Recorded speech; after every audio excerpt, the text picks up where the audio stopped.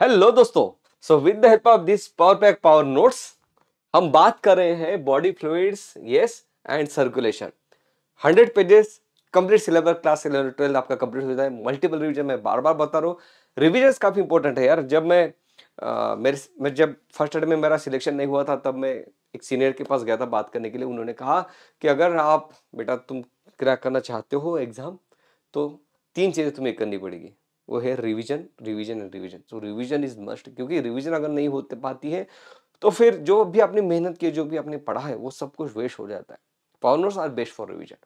बात कर रहे हैं बॉडी फ्लूइड्स एंड सर्कुलेशन की। चलो भाई, blood is the most commonly use body fluids.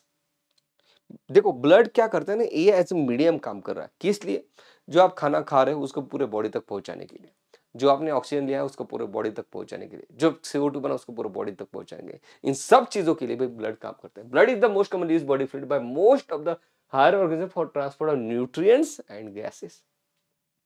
Now let's talk about the blood. Blood, it is a special connective tissue. Special connective tissue है। Which type of tissue it is? It is a connective tissue. It is a fluid connective tissue जिसका matrix fluid है। उसके साथ उसमें क्या है भाई, plasma, मतलब फ्लूइड मैट्रिक्स मतलब प्लाज्मा है और उसमें कुछ सेल्स होते हैं। देखते हैं ब्लड बना कैसे है। तो जो अपना ब्लड है उसमें 55% तो प्लाज्मा है और बचा हुआ उसमें है 45% आपके ब्लड सेल्स। तो 55% प्लाज्मा। प्लाज्मा मतलब क्या? प्लाज्मा मतलब क्या? Plasma it is a pale yellow और straw colour fluid that constitute 55% of a blood. Plasma is made up of 90% water ही है। ओके, प्लाज्मा मतलब क्या? एक तरीके से वाटर ही हो गया, लेकिन कुछ चीजें और है। 90% वाटर है, 8% प्रोटीन है। कौन से protein? Fibrinogen, albumin, globulin. Fibrinogen blood coagulation में हेल्प करता है, अल्ब्यूमिन आपके ऑस्मोटिक बैलेंस में हेल्प करता है, ग्लोबुलिन डिफेंस मैकेनिज्म में हेल्प करता है।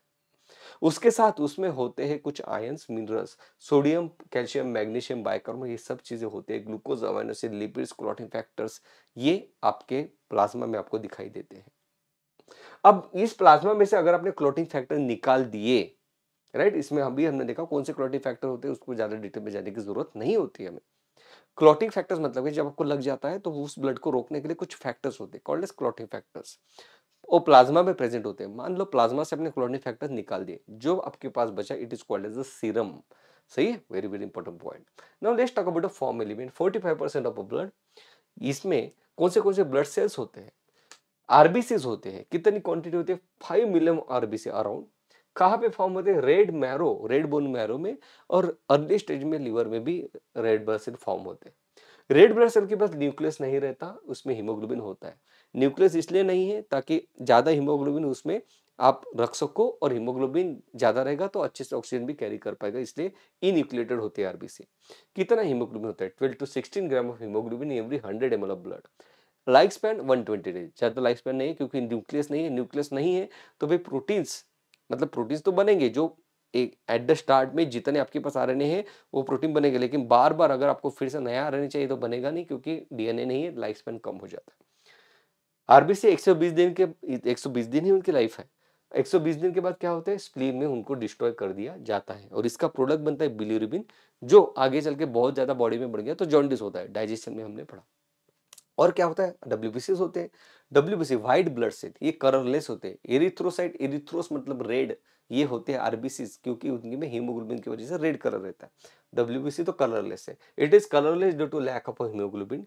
कितनी क्वांटिटी होती है? 6000 यूनिट्स ऑफ ब्लड, राइट। मतलब कितना रहता है इसका? 6000 mm3 ऑफ ब्लड, ये उनके हो गया।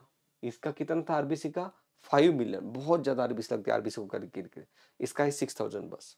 कितने टाइप के आपके पास डब्ल्यूबीसी होते हैं? दो टाइप के। एक होते हैं ग्रैन्युलोसाइट्स, मतलब कुछ ऐसे डब्ल्यूबीसी जिसमें ग्रैन्यूल्स है, उस ग्रैन्यूल्स में कुछ केमिकल्स होते हैं ताकि बैक्टीरिया को मारा जा सके। ऐसे सेल्स को हम ग्रैन्युलोसाइट्स कहते हैं। कुछ ऐसे डब्ल्यूबीसी भी होते हैं जिनके पास ऐसे ग्रैन्यूल्स नहीं होते, उनको अग्रैन्युलोसाइट कहते हैं। ग्रैन्युलोसाइट्स में हमें 3 टाइप के सेल्स दिखाई देते हैं। इन तीनों के पास ग्रैन्यूल्स हैं, neutrophil, eosinophil, basophil. Neutrophil it is the most abundant से 60%। जब आपको बुखार आ जाता है तब हम कंप्लीट ब्लड काउंट करने के लिए कहते हैं, क्योंकि न्यूट्रोफिल की क्वांटिटी बढ़ गई तो हमें पता चल जाएगा कि भाई कोई तो पैथोजन बॉडी में एंटर कर चुका है, इसलिए न्यूट्रोफिल की क्वांटिटी बढ़ चुकी है। ओके, ये फैगोसाइटोसिस शो करता है, मतलब बैक्टीरिया आगे उसको खा के मारते हैं, फैगोसाइटोसिस। इओसाइनोफिल, इओसाइनोफिल ऐसे सेल्स है जो पैरासिटिक इन्फेक्शन अगर बॉडी में हो गया तो इओसाइनोफिल जाएंगे और मारेंगे। इनकी साइज बड़ी होती है। It is also involve in allergic reaction. Allergic reaction मतलब है जैसे किसी को धूल की वजह से बार बार छींकें आती है, मतलब धूल के लिए सेंसिटिव है, ऐसे हालत में आईजी की मतलब यूसिनोफिल बढ़ जाते हैं बॉडी में। बेसोफिल्स, इनकी क्वांटिटी बहुत कम होती है, least abundant. It's secrete histamine, serotonin and heparin. बहुत इंपॉर्टेंट एमसीक्यू है। हाँ, अग्रैनुलोसाइट्स, अग्रैनुलोसाइट दो टाइप के होते हैं, लिम्फोसाइट्स एंड मोनोसाइट्स। लिम्फोसाइट्स भी दो टाइप के, T lymphocytes, B lymphocytes. B lymphocyte ऐसे लिम्फोसाइट्स है जो एंटीबॉडी बनाते हैं। टी लिम्फोसाइट्स ये ऐसे सेल्स है जो थाइमस में एक्चुअली इनका मैच्योर होता है, सब बाद में पढ़ेंगे अपन। It involve in a cell mediated immunity, okay. और B lymphocyte it is involve in antibody mediated immunity, ये एंटीबॉडीज को बनाते हैं। मोनोसाइट्स, मोनोसाइट्स भी न्यूट्रोफिल की तरफ फैगोसाइटोसिस दिखाते हैं, इसलिए अपने पास ट्रिक है Mona, that is monocytes and neutrophil shows phagocytosis. एक थर्ड टाइप के सेल्स भी हमें मिलते हैं ब्लड में, जिनको हम प्लेटलेट्स कहते हैं। प्लेटलेट्स कितनी क्वांटिटी है भाई इनकी? 3 lakh units, okay. It release variety of substance, most of which are involve in the coagulation of clotting of blood. ये आपके ब्लड में होते हैं। आपको कुछ लग गया तो आपको ब्लीडिंग होगा, उसको रोकने के लिए इनकी मदद होती है। कैसे होगी वो भी हम देखेंगे। इट रिडक्शन इन प्लेटलेट, अगर प्लेटलेट की क्वांटिटी अगर कम होगी, मतलब थ्रोम्बोसाइटोपेनिया हो गया, तो एक्सेसिव लॉस ऑफ ब्लड होगा बॉडी में से। सही है, अब बढ़ते हैं आगे भाई। Now let's talk about blood groups. Yes, ये बहुत सिंपल है। आपके आरबीसी के ऊपर कौन सा एंटीजन प्रेजेंट है, तो अकॉर्डिंगली आपके ब्लड ग्रुप्स को डिफाइन किया जाता है। आपके आरबीसी के ऊपर अगर ए एंटीजन प्रेजेंट है तो आपका ब्लड ग्रुप हो गया ए, बी है तो बी, दोनों एंटीजन प्रेजेंट है तो ए बी, ओके। कोई एंटीजन प्रेजेंट नहीं तो ओ। ध्यान से सुनो, अपने ब्लड में एंटीबॉडीज भी होती है इस एंटीजन के अगेंस्ट, ओके। तो अगर आपका ब्लड ग्रुप ए है, इसका मतलब आपके आरबीसी के ऊपर एंटीजन ए है, इसका ही मतलब आपके बॉडी में एंटी ए, एंटीबॉडी ए नहीं होगी। अगर एंटीबॉडी ए होती तो वो तो एंटीजन ए को डिस्ट्रॉय कर देती। तो आपके बॉडी में होती है एंटी बी, जिसका ब्लड ग्रुप ए है, उसका अपोजिट है। अगर ब्लड ग्रुप बी है, इसका मतलब एंटीजन बी है, इसका मतलब बॉडी में एंटी बी नहीं होगा, एंटी ए होगा। सही, इस तरीके से अगर दोनों एंटीजन प्रेजेंट है तो किसी कोई भी एंटीबॉडी प्रेजेंट नहीं होगी बॉडी में। अगर दोनों एंटीजन नहीं प्रेजेंट तो दोनों एंटीबॉडी प्रेजेंट होगी, इस तरीके से। डोनर का ब्लड ग्रुप कौन सा रहेगा? ए जो है ये ए और ओ से ब्लड ले सकता है, ओ यूनिवर्सल डोनर है, ये सबको ब्लड दे सकता है, ओके भाई। बी वाला बी से ब्लड ले सकता है, वो से ले सकता है। ए बी वाला ए बी से लेगा, ए बी ओ से सबसे ब्लड ले सकता है। So A B blood group it is called as universal acceptor of blood. कोई भी ब्लड ग्रुप उसको चल जाता है। ओ को यूनिवर्सल डोनर ऑफ ब्लड कहा जाता है। आरएच ग्रुपिंग, अगर हम बात करें तो जैसे हमने अभी देखा कि ब्लड के आरबीसी के ऊपर एंटीजन ए होता है, ऐसे ही एक आरएच एंटीजन हमारे पास आरबीसी में दिखाई देता है। Individual with Rh antigen on the surface of RBC it is called as Rh positive. ऐसा अगर किसी के आरबीसी के ऊपर आरएच एंटीजन प्रेजेंट है तो ऐसे इंडिविजुअल को हम कहते हैं आरएच पॉजिटिव इंडिविजुअल, राइट। सो अगर आरबीसी के ऊपर आरएच एंटीजन है तो उस इंडिविजुअल को हम आरएच पॉजिटिव कहते हैं। और वो आरएच पॉजिटिव हो या ना हो, दोनों केस में एंटीबॉडीज, कोई भी आरएच एंटीबॉडी दिखाई नहीं देती इंडिविजुअल्स में। An Rh negative person, if exposed to Rh positive blood, will form specific antibodies against antigen. इसका मतलब क्या होगा? अगर कोई पर्सन है वो RH निगेटिव है, मतलब उसके बॉडी को एंटीजन की आदत नहीं है, क्योंकि उसके आरबीसी के ऊपर RH एंटी है ही नहीं, वो RH निगेटिव है। तो ऐसे हालात में अगर उसको अपन ने RH पॉजिटिव ब्लड दे दिया, इट विल फॉर्म, तो उसके बॉडी में एंटीबॉडी प्रेजेंट होगी उस आरबीसी को मारने के लिए। बहुत इंपॉर्टेंट बात है। और इसी को लेके एक RH इनकम्पेटेबिलिटी, एक फिनोमेनन हम देखते हैं। वो क्या है भाई? It is observe when the RH negative blood of a pregnant mother with RH positive blood of a foetus, इन दोनों के बीच में दिखाई देता है। देखो क्या है, जल्दी से समझ जाएंगे, बहुत आसान है। जब पहली बार एक लेडी प्रेग्नेंट है और वो लेडी जो है ये RH निगेटिव है, मतलब उसके आरबीसी के ऊपर RH एंटीजन प्रेजेंट नहीं, RH निगेटिव है। उसके वो RH नेगेटिव है, उसके बॉडी को RH एंटीजन की आदत है नहीं, देखी नहीं कभी, क्योंकि RH निगेटिव है ना वो, okay. So during delivery maternal blood may get expose to the RH positive blood from the foetus. होता ही है कि मान लो वो लेडी निगेटिव है, उसका फीटस जो बेबी है वो RH पॉजिटिव है। अब होता ही है कि ड्यूरिंग डिलीवरी मैटरनल और फीटल ब्लड थोड़े मिक्स हो जाते हैं, क्योंकि प्लेसेंटा के थ्रू कनेक्शन रहता है। ऐसे हालात में जो बेबी है जो कि RH पॉजिटिव है, उसका ब्लड आया और मदर के पास चला गया। और उसकी मदर को तो आदत नहीं है RH एंटीजन की, लेकिन बेबी का RH पॉजिटिव ब्लड आ गया, इसके वजह से उसके मदर के बॉडी में RH एंटीबॉडी बनना शुरू हो जाती है। तो ये जो पहली प्रेगनेंसी उसमें तो कोई प्रॉब्लम नहीं हुआ, लेकिन सेकंड प्रेगनेंसी में क्या होगा? अब उसकी मदर के बॉडी में RH एंटीबॉडी प्रेजेंट है। अब नेक्स्ट टाइम अगर वो फिर से प्रेग्नेंट होगी लेडी और अगर उसका फीटस ये आरएच पॉजिटिव है तो क्या होगा? अगर वो फीटस आरएच पॉजिटिव है तो अब Rh antibody from the mother to foetus जाएगी और फीटस के आरबीसी को डिस्ट्रॉय करना शुरू कर देगी। आरबीसी डिस्ट्रॉय हुए मतलब क्या है? हीमोग्लोबिन कम हो जाएगा, एनीमिया हो जाएगा, जॉन्डिस हो जाएगा। आरबीसी डिस्ट्रॉय होंगे मतलब बिलिरुबिन, हीमोग्लोबिन का ही तो ब्रेकडाउन प्रोडक्ट है बिलिरुबिन, तो जॉन्डिस हो जाएगा। This condition is called as erythroblastosis fetalis. इस कंडीशन को रोका जा सकता है अगर आप पहले प्रेगनेंसी के बाद तुरंत 72 आवर्स के अंदर एक इंजेक्शन लगा दोगे, उसके बाद कोई प्रॉब्लम नहीं होता सेकंड प्रेगनेंसी। बात कर रहे थे हम कि भाई प्लेटलेट ब्लड क्लॉटिंग को मतलब ब्लड ब्लीडिंग होने से रोक लेता है। तो ऐसे हालात में प्लेटलेट किस तरीके से काम करता है देखो। सो यहाँ पे मान लो आपको कुछ लग गया, ब्लड बाहर आ रहा है, सो थ्रोम्बोप्लास्टिन, यहाँ पे क्या है? थ्रोम्बोप्लास्टिन। सो प्लेटलेट थ्रोम्बोप्लास्टिन रिलीज करता है और फिर क्या होता है? थ्रू द कास्केड रिएक्शन, आपको जानने की जरूरत नहीं है, मतलब मल्टीपल रिएक्शन होते हैं जिसकी वजह थ्रोम्बोकाइनेज एंजाइम ये एक्टिवेट हो जाता है। थ्रोम्बोकाइनेज क्या करता है? प्रोथ्रोम्बिन जो कि लीवर ने बनाया, प्रोथ्रोम्बिन को थ्रोम्बिन में कन्वर्ट करता है और थ्रोम्बिन फाइब्रिनोजन को फाइब्रिन में कन्वर्ट करता है। फाइब्रिन मतलब छोटे छोटे थ्रेड। ओके, और ये थ्रेड अब आरबी के साथ मिक्स हो जाते हैं और जहां पे आपको लगा था वहां पे क्लॉट बना देते, कोएगुलम बना देते। तो इंपॉर्टेंट एमसीक्यू था, नीट 2023 में आया था। So platelet in response to injury release thromboplastin. Calcium ion भी यहाँ पे इंपॉर्टेंट रोल प्ले करते हैं, विटामिन के भी आपको लगेगा। सही है भाई, बढ़ते हैं आगे। नाउ लिम्फ क्या है देखो, as the blood passes through the capillaries, as the blood passes through the capillaries in the tissue, some water along with a many small water soluble substances move out into the spaces between the cells and the tissue, leaving the larger proteins and most of the form elements in the blood vessel. This fluid release out, it is called the interstitial fluid. मतलब क्या? जैसे आपका blood flow होते होते आगे tissue के पास, okay, यहाँ पे टिश्यू के सेल्स है और ये रही ब्लड वेसल। इस ब्लड वेसल आपको पता है कि कैपिलरीज बहुत थीन रहती है। ओके, यहाँ से ये जो एलिमेंट है बड़े प्रोटीन छोड़ के जैसे glucose, amino acid, sodium, potassium, ये यहाँ पे आ जाते हैं और सेल के पास ये न्यूट्रिशन प्रोवाइड कर देते हैं। ओके भाई साहब, अब यहाँ पे देखो ये जो फ्लूइड आ चुका है बाहर, फ्लूइड आ चुका, प्रोटीन की साइज बड़ी है तो ब्लड से इंटरसेलुलर स्पेस में एंटर नहीं कर पाए। जो फ्लूइड आया उस फ्लूइड को कहते हैं interstitial fluid. Okay, it has the same mineral distribution as that of plasma. इसमें उतना ही डिस्ट्रीब्यूशन रहेगा प्लाज्मा के जैसा, क्योंकि सब कुछ तो आ गया बड़े प्रोटीन छोड़ के।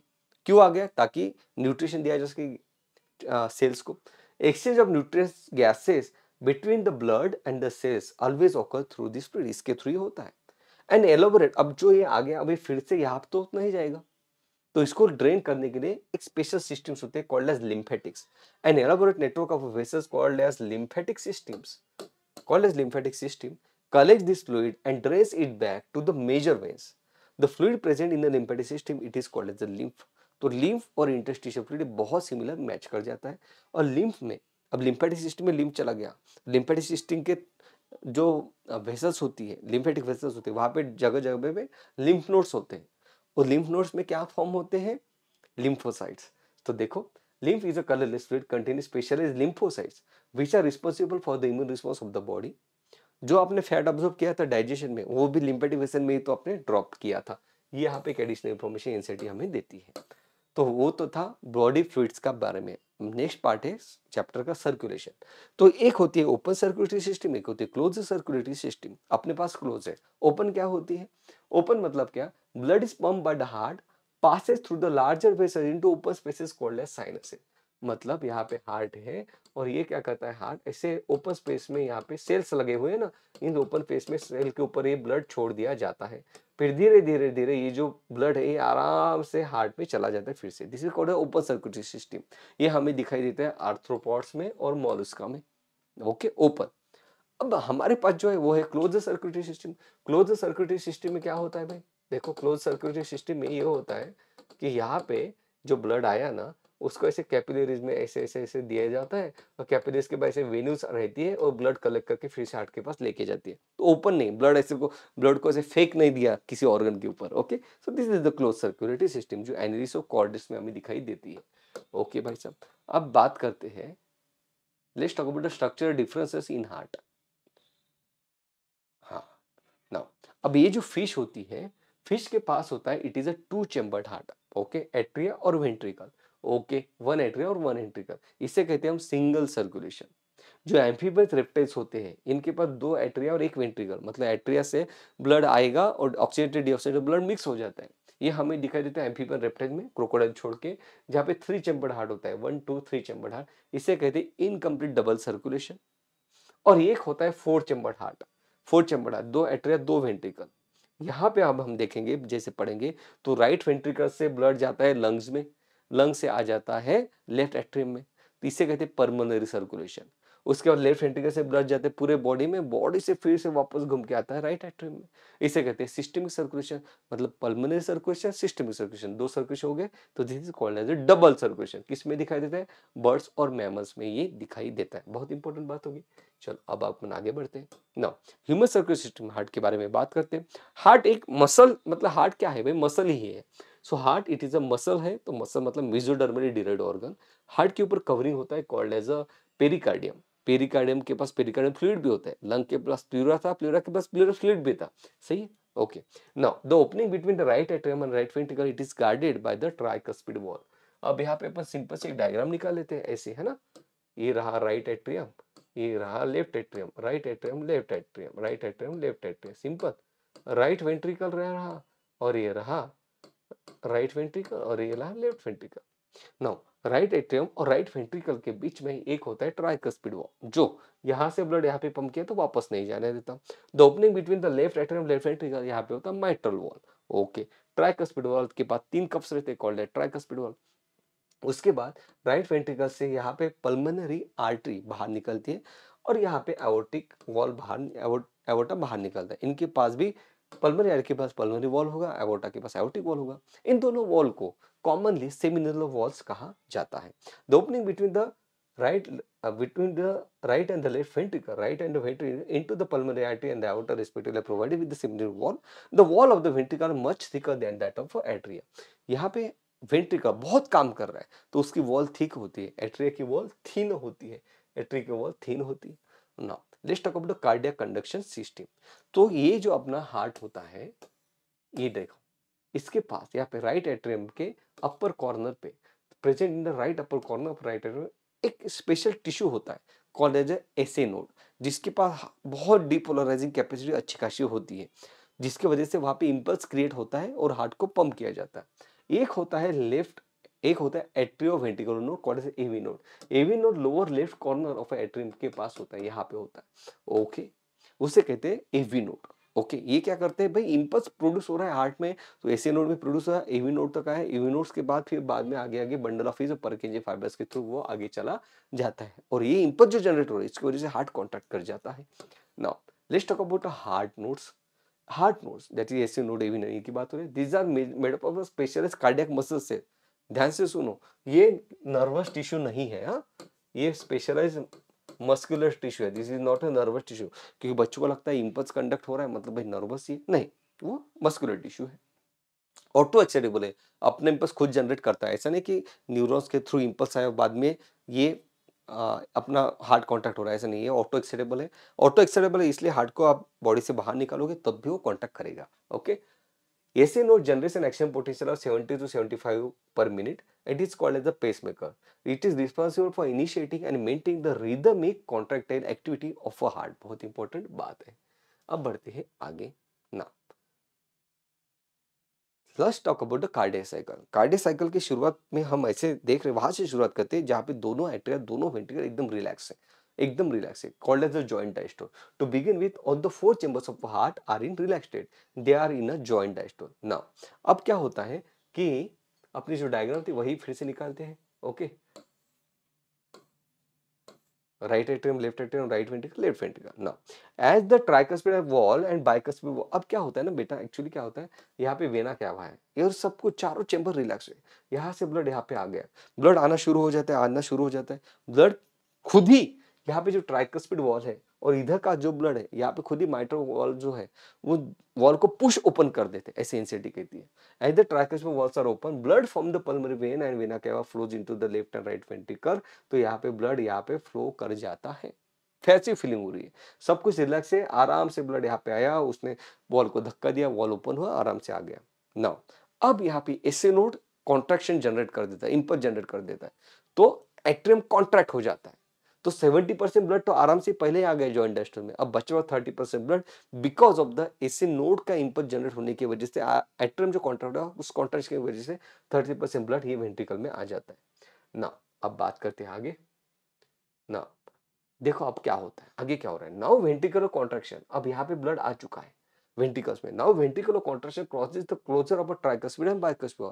अब वेंट्रिकल कॉन्ट्रैक्ट हो रहा है तो ये वॉल बंद हो जाता है। ओके, क्यों बंद होगा, नहीं तो वेंट्रिकल से फिर से ब्लड एट्रियम में चला जाएगा इसलिए। Now the ventricular contraction causes closure of a tricuspid and bicuspid followed by the opening of a semilunar valve. वो क्लोज हुआ और सेमिलुनर वॉल ओपन हो जाता है, ब्लड ये जो है ब्लड पंप हो जाता है, फ्लो हो जाता है पल्मोनरी आर्टरी और एओर्टा में। और बाद में वेंट्रिकल, एक बार वेंट्रिकल एम्प्टी हो गया तो वेंट्रिकल रिलैक्स हो जाएगा, एट्रिया भी ऊपर से रिलैक्स हो रहा है, तो ये कंप्लीट फिर से जॉइंट डायस्टोल में चला जाता है। ये बहुत बेहतर एनिमेशन के साथ चैनल वीडियो पे अवेलेबल है, वीडियो चैनल पे वीडियो अवेलेबल है। Okay now blood volume, heart कितने बार बीट करता है, around 72 times. Duration of cardiac cycle कितने देर में होता है, 0.8 सेकंड में हो जाता है। ब्लड कितना पंप होता है, 1 बीट में 70 ml, 1 मिनट में 72 टाइम्स वो पंप कर रहा है, मतलब 70 इंटू 72, 5 लीटर ब्लड पंप कर जाता है 1 मिनट के अंदर। Volume of a blood pump out by the each ventricle per minute is called as a cardiac output and it is 5 litres. Heart sound, जब ट्राइकस्पिड और बाइकस्पिड दोनों close होते हैं तो एक साउंड जनरेट होता है कॉल्ड एज लब साउंड। ये स्टेतो लगाओगे आप तो आपको सुनाई देगा। क्लोजर ऑफ सिमिलियन वो डब साउंड क्रिएट करता है। ईसीजी की अगर हम बात करें तो ईसीजी मतलब क्या है, ये जो हमने देखा कि भाई हार्ट में इंपल्स कंडक्ट हो रहे हैं, इंपल्स जनरेट हो रहे हैं, तो इस इंपल्स जो जनरेट हो रहे हैं मतलब हार्ट की जो इलेक्ट्रिकल एक्टिविटी है उसको आप ईसीजी के थ्रू मेजर कर सकते हो। तो जब आप इलेक्ट्रोड लगाओगे, 3 इलेक्ट्रोड लगते हैं, 2 हाथ पे, 1 पैर पे, सो हमें एक टाइप की स्ट्रिप दिखाई देती है कॉल्ड एज ईसीजी। सो पी वेव, यहाँ पे ईसीजी में जो पी वेव दिखाई दे रहे हैं, इट रिप्रेजेंट द कॉन्ट्रैक्शन और एक्साइटेशन और डीपोलराइजेशन ऑफ एट्रिया। मतलब एट्रिया कॉन्टैक्ट हुआ था, उसके बाद क्या कॉन्टैक्ट हुआ था भाई, वेंट्रिकल कॉन्टैक्ट हुआ था। तो वेंट्रिकल कॉन्ट्रैक्शन को क्यूआरएस रिफ्लेक्ट करता है। So QRS complex contraction excitation depolarisation ventricle को रिप्रेजेंट करता है। Now, by counting the number of QRS complexes that occur in a given time period, one can determine the heartbeat rate of an individual. सही है, T wave ventricle contract हो गया, अब ventricle जब relax होता है तब भी एक इलेक्ट्रिकल एक्टिविटी हमें ईसीजी में दिखाई देती है कॉल्ड एज टी वेव। अब आप कहोगे कि भाई एट्रिया में तो रिलैक्स हुआ, उसकी तो वेव नहीं आई, उसकी भी वेव आई थी लेकिन वो इस क्यूआरएस के पीछे छिप के तो दिखती नहीं है। ओके, तो वो जरूरी नहीं है। The end of a T wave marks the end of a systole, बहुत इंपॉर्टेंट बात है। The end of a T wave, the end of a T wave marks the end of a systole, मतलब ventricular contraction, बहुत important बात है। Now let's talk about, अच्छा ये double circulation, मतलब यहाँ पे डबल सर्कुलेशन का जो हेडिंग है उधर चाहिए था, यहाँ पे हेडिंग चाहिए ब्लड ब्लड वेसल्स। तो देखो ब्लड वेसल्स हमने देखा हमारे पास आर्टरीज और वेन होती है। Now let's talk about tunica intima, it is the inner lining of a squamous endothelium. Okay, vessels में हमें दिखाई देते हैं tunica intima, inner most lining. Okay, उसके बाहर होती है मीडिया, मतलब मिडल वाली tunica media, it is the middle layer of a smooth muscle. Smooth muscle होती है, मसल है तो मसल कॉन्ट्रैक्ट भी होगी, मतलब आप अगर टेंशन में हो तो मसल कॉन्ट्रैक्ट कर जाती है ऑटोनोमिक नर्वस सिस्टम के द्वारा। ट्यूनिका एक्सटर्नम, ये आउटर मोस्ट लेयर है, it is the external layer of a fibrous connective tissue. Now अब ध्यान से सुनो, artery has a narrow lumen और vein has a broader lumen. इतना ही डिफरेंस है, उतना ही याद रखना। तो आर्टरी के पास क्या है, नैरो ल्यूमेन है, मतलब ब्लड प्रेशर ज्यादा रहता है आर्टरी में। वेन के पास नैरो ल्यूमेन बड़ा है तो इसमें ब्लड प्रेशर कम रहता है। Okay, now let's talk about hepatic portal system. अब होता है कि जो जब भी आप खाना खाते हो तो वो खाना जो एब्जॉर्ब हो जाता है ब्लड वेसल्स में, उसको सबसे पहले लीवर के पास भेजा जाता है ब्लड वेसल्स के थ्रू। क्यों, मान लो आपने कोई गलत चीज खा ली तो लीवर पहले टेस्ट करता है कि भाई इसको पूरे बॉडी में भेजना है नहीं भेजना जो आपने खाया। ओके, तो इसे कहते हैं हेपेटिक पोर्टल सिस्टम। जो ब्लड वेसल्स है जो आपकी इंटेस्टाइन और लीवर को कनेक्ट कर रहे हैं, it is called as hepatic portal system, a unique vascular connection that exist between the digestive tract and the liver. It is called a hepatic portal system. The hepatic portal vein carries blood from intestine to the liver before it is delivered to the systemic circulation. Okay, coronary system. अब भाई heart को अपना भी तो खुद का blood supply चाहिए, तो हार्ट के पास कोरोनरी आर्टरीज होते हैं, so coronary system. Okay, now let's talk about the regulation of cardiac activity. अभी हमने देखा कि हार्ट के पास ऐसे नोड होता है जो कि ऑटो एक्साइटेबल है, इसे कहते हैं intrinsic regulation. Normal activity of the heart are regulated intrinsically, that is auto regulated by the specialised muscles, hence it is called as a myogenic heart. मतलब हार्ट मायोजेनिक है, मसल से बना हुआ, उसकी रेगुलेशन भी मायोजेनिक को हम कहते हैं, वो ऑटो एक्साइटेबल। अब सेंट्रल नर्वस सिस्टम भी हार्ट को रेगुलेट कर सकती है, कैसे? Medulla oblongata can moderate the cardiac function through the autonomic nervous system. मतलब क्या? मतलब सिंपैथेटिक पैरासिम्पैथेटिक सिंपैथेटिक नर्व के थ्रू मेडुला हार्ट के फंक्शन को रेगुलेट करता है। जब सिंपैथेटिक नर्व एक्टिवेट होंगे तो वो क्या करते हैं? It increases the rate of heart beat. मान लो एग्जाम के वक्त हार्ट बीट इंक्रीज हो जाता है, it is because of the sympathetic nervous system, it increases the rate of heart beat, the strength of ventricular contraction and thereby the cardiac output. Parasympathetic nerve can decrease the rate of a heartbeat, speed of conduction of action potential and thereby the cardiac output। Parasympathetic शांत कर देती है, cardiac output वगैरह कम कर देगी, ये important बात है। हार्ट को रेगुलेट करने के लिए कुछ हार्मोन्स भी हैं, जैसे कि एड्रेनोमेडुलर हार्मोन जो हार्ट का कार्डियक आउटपुट बढ़ा देते हैं। Atrial natriuretic factor, it is secreted by the atria and decreases the blood pressure. ANF बहुत इंपॉर्टेंट बात है। Now let's talk about, yes, अब अपन अंतिम चरण के ऊपर आ चुके हैं। Let's talk about the disorders of circulatory system. भाई नॉर्मल ब्लड प्रेशर जो होता है वो होता है 120/80, लेकिन किसी का बार बार रिपीटेड ब्लड प्रेशर अगर आ रहा है 120/80 से ऊपर, ओके, 120/80 से लेके 140/90 ये नॉर्मल रेंज कहा जाता है। तो 140/90 से ऊपर बार बार चेक करने का ब्लड प्रेशर ये आ रहा है तो उसे अपन हाई ब्लड प्रेशर कहते हैं। अगर ब्रेन में, किडनी में क्या होता है, छोटे छोटे कैपिलरीज होते हैं, आपको पता है, मालफिजन, कार्पसस वगैरह, ओके। तो ये छोटी छोटी कैपिलरी ज्यादा ब्लड प्रेशर की वजह से ब्रेक भी हो सकती है। तो high blood pressure affect the vital organs like brain, kidney, retina, आपकी आंखें भी। Coronary arteries, atherosclerosis. अब ये क्या डिसीज है? जब आप ज्यादा तेल खाते हो, तो एक तेल मतलब क्या है? फ्लैट है, लिपिड है। So it is the deposit of calcium, flat, cholesterol, fibrotic tissue in the coronary artery and this causes narrowing of a blood vessel.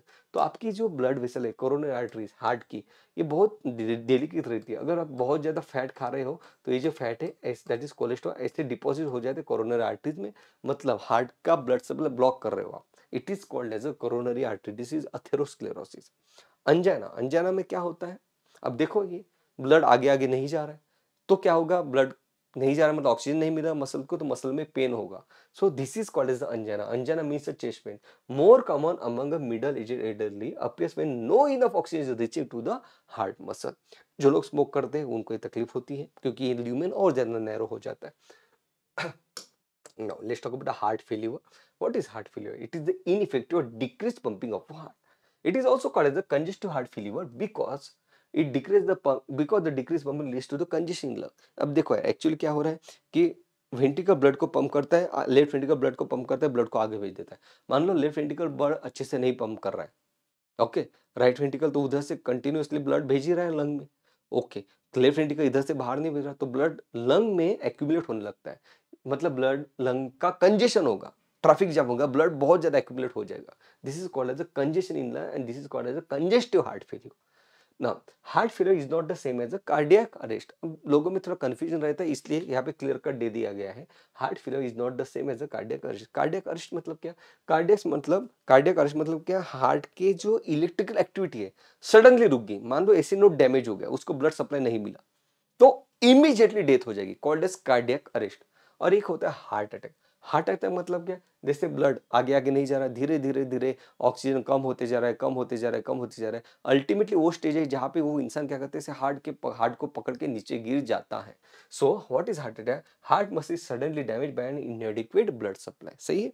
So heart attack में बहुत ऐसा हार्ट को लगा के वो इंसान नीचे गिर जाएगा, इंटेंस पेन होगा, नीचे गिर जाएगा, ओके। और कार्डियक अरेस्ट में तो इमीडिएटली गिर जाएगा। So this is the difference between cardiac arrest. Basically cardiac arrest मतलब क्या? It is the problem with the electrical activity of heart. So ये तो था बेटा आपका बॉडी फ्लूइड्स एंड सर्कुलेशन। मस्त पढ़ते रहो, पावर नोट्स को बार बार रिवाइज करना, अपना स्ट्रॉन्ग होल्ड बनाना है, सिलेक्शन तो लेकर आइए। That was all about decision. मिलते हैं जल्दी नेक्स्ट चैप्टर के साथ। टेक केयर बेटा, बाय बाय।